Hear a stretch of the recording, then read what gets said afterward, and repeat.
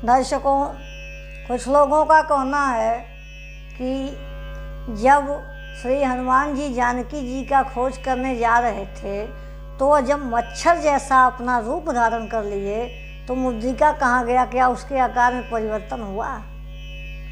ऐसे कुछ कुतर्कियों का प्रश्न है। इसका व्याख्या करते हैं। नमस्कार दर्शकों, मैं हूँ अंकिता दुबे दर्शन।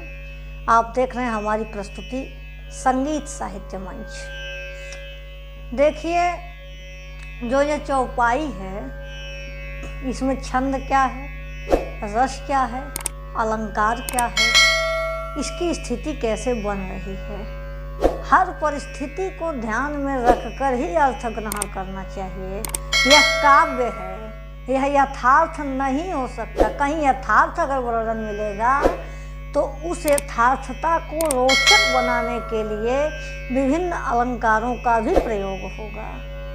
गोस्वामी जी कोई सामान्य व्यक्ति नहीं है कि वो डायरेक्ट किसी बात को सीधा सीधा कह देंगे। जब वो कहेंगे तो कहीं लक्षणा में कहेंगे, तो कहीं व्यंजित अर्थ को लेंगे, तो कहीं अभिधा अर्थ को भी ग्रहण करेंगे। हर प्रकार की शैली का वो वर्णन करेंगे ताकि काव्य के द्वारा आपको रसानंद की अनुभूति हो। साहित्य का रस लीजिए, इसे पूर्ण रूपेण यथार्थ के कसौटी पर न कसें, बात को समझने का प्रयास करें। यह साहित्य का ग्रंथ है और इसमें साहित्य लिखा क्यों जाता है? साहित्य समाज का दर्पण होता है, आपके व्यक्तित्व को निखारने के लिए लिखा जाता है ताकि राम के आदर्शों पर आप चल सके, हनुमान की भक्ति को समझ सके।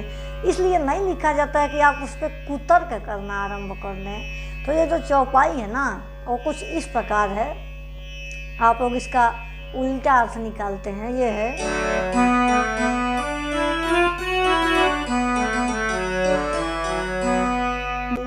मसक समान रूप कपिधरी, लंकहि चले सुमिर नर हरि।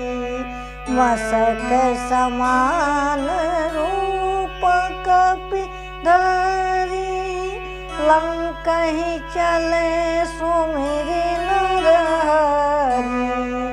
मसक समान रूप कपिधरी, लंकहि चले सुमिर नर हरि। मसक समान रूप कपिधरी, लंकहि चले सुमिर नर हरि। अच्छा, एक बात बताएं, ऐसा प्रश्न करने वाले जो कहते हैं कि जब मच्छर जैसा रूप धारण कर लिए, इतना छोटा बन गए, तो मुद्रिका कहाँ गया, उसका आकार कैसे बदला, दुनिया भर के जो प्रश्न करते हैं ना, वो समान शब्द को भूल जाते हैं, मसक शब्द को याद रखते हैं। समझ में बात को ना?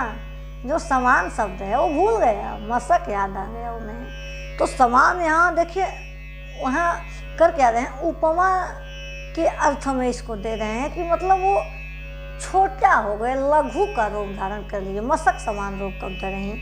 हर एक चौपाई का आप यथार्थ अर्थ नहीं ग्रहण कर सकते हैं। बार बार हम कह रहे हैं, कहीं प्रतीकात्मक अर्थ भी निकलता है। ऐसे परिस्थिति में तो काव्य के रस का ही आप लोग अपकर्ष कर देंगे, नाश कर देंगे, फिर कुतर्क करिएगा, कोई अर्थ नहीं निकलेगा इसका। क्योंकि कोई भी काव्य हो उसका उद्देश्य कीर्ति होता है, यश होता है, उसका जो प्रयोजन होता है वो रसानुभूति होता है। पाठक के हृदय को गदगद करने के लिए काव्य लिखा जाता है। वाक्यम रसात्मकम काव्यम कहा गया है। रसात्मक वाक्य ही काव्य है। तो होता क्या है कि यहाँ कह रहे हैं कि मसक समान, मच्छर के जैसे छोटे रूप को धारण करके लंका में प्रवेश करते, मतलब समान रूप कपिधरी, लंका ही चले सुमिर नर हरि। और वो अपने प्रभु का सुमिरन करते हुए वहाँ जाते हैं। तो यहाँ जो समान है वो समानता का अर्थ है, छोटा रूप धारण कर लिए। और वो देखिए, जब हनुमान जी छोटा रूप धारण किए राक्षसों के दृष्टि से बचने के लिए, और सबसे बड़ी बात तो है कि रात्रि में वो जा रहे हैं। तिलक रूप धरे हनुमाना, पैठा नगर सुमिर भगवाना। वो रात्रि के समय में जा रहे हैं, ऐसा नहीं एक दिन में जा रहे हों। तो होता क्या है, इसका प्रतीकात्मक अर्थ व्यक्ति को लेना चाहिए, न कि यथार्थ अर्थ ग्रहण करें। प्रतीकात्मक अर्थ लेंगे वो भी यथार्थ के ही अनुकूल होगा, क्योंकि होता क्या है कि कवि अपनी रचना को उत्कृष्टता की ओर ले जाता है, रस के अनुभूति कराने के लिए वो विभिन्न प्रकार के काव्य शास्त्रीय दृष्टि से उसे रचने का प्रयास करता है। ऐसे परिस्थिति में गोस्वामी जी समान यहाँ कह रहे हैं कि जब वो रूप धारण किए तो कैसा रूप धारण किए होंगे, तो कह रहे हैं कि मशक समान रूप कब धरे ही। अब गोस्वामी जी की यह दृष्टि है कि श्री हनुमान जी मच्छर के समान रूप धारण कर लिए, तो छोटे हो गए। इसका प्रतीकात्मक अर्थ ये हुआ कि देखिए श्री हनुमान जी सीता जी के खोज में गए हैं, और सीता जी कौन है? सीता जी स्वयं भक्ति स्वरूपा हैं। जब कोई साधक अपने प्रभु को हृदय में धारण करके भक्ति को खोजने जाता है, तब उसके वह जब दीनता के भाव से जाता है तो उसके अंदर अभिमान नहीं रहता है, भगवान रहते हैं। इसलिए यहाँ वो दैन्यता का भाव है। हनुमान जी लघु अपने आप को दर्शा रहे हैं क्योंकि वह माता भक्ति के खोज में जा रहे हैं। जब कोई साधक भक्ति करता है तो उसके अंदर दीनता का भाव आता है, लघुता का भाव आता है, और जब लघुता का भाव आता है तभी भक्ति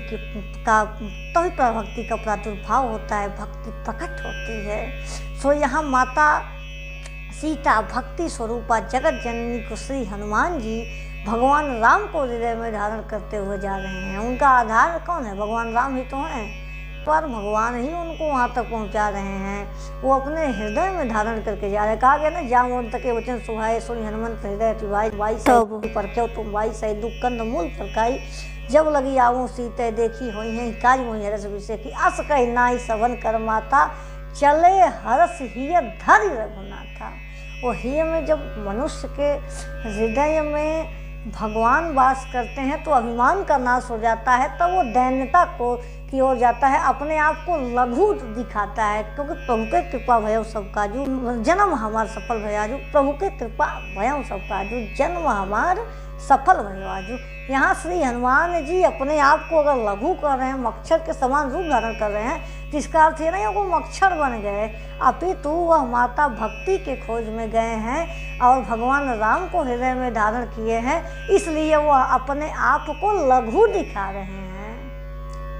समझ बात को ना, यहाँ अपने आप को दैन्यता को दर्शाते हैं, लघुता को दर्शाते हैं। अति लघु रूप धरे हनुमाना पैठा नगर सुमिर भगवाना। तो वो होता क्या है कि यहाँ मशक समान रूप धरी, अर्थ यह हुआ कि माता भक्ति के शोध में जब वो जा रहे हैं, भक्ति की साधना करने वो जब जा रहे हैं, भक्ति को पाने जा रहे हैं, तो अपने आप को लघु बन रहे हैं। तो लघु कैसा? मच्छर के समान लघु बन रहे हैं। उसका परिणाम क्या हुआ कि अजर अमर गुण निधि सुत होहु, करहु बहुत रघुनायक छोहु, आशीष दीन राम प्रिय जाना, हो तात बलशील जाना। ये है भक्ति का प्रभाव, ये है दीनता का भाव। आशा करते हैं आप लोग हमारी बात को समझे होंगे। बहुत बहुत धन्यवाद।